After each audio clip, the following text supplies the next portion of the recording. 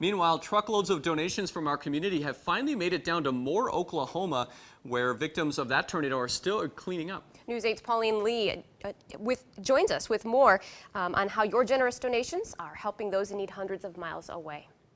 Well, here in Moore, Oklahoma, locals tell me it's still hard to believe it's been nearly a week and a half since an EF5 tornado destroyed many parts of this city. Crews have been out here all day today cleaning up what seems to be miles upon miles of debris, remnants of what used to be a home, and personal belongings scattered everywhere.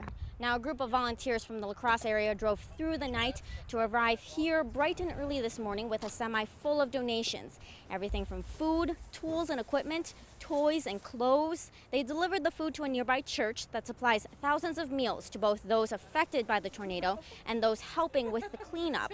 They say having seen the destruction for themselves, it's been more important than ever to help. It has been worth it. We were talking on the way down, like, what's the feeling that you guys had before we were leaving? And they were like, I don't know.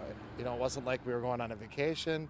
It wasn't like we were going somewhere to work. It was a completely new feeling for everybody, which is, at my age is like hard to believe that you could have a new feeling going somewhere, but we all agreed that it was a completely new feeling like that we had inside of us. So now, while most of the focus is on Moore, tornadoes also hit the surrounding communities either the day before or the day after that tornado hit Moore. Carrie Bendel works at State Farm in Onalaska. She's also an Oklahoma native. She chose to bring the donations she collected to help small communities. Because I grew up in a little town about the size of this area. So I know how hard it is.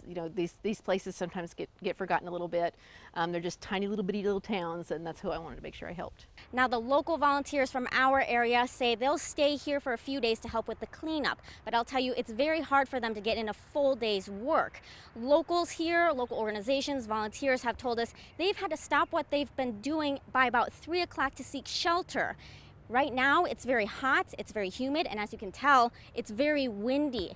These conditions have created severe weather that have constantly hit the area for the past week, and tornadoes are also likely to form under these conditions. Reporting from Moore, Oklahoma, Pauline Lee, News 8.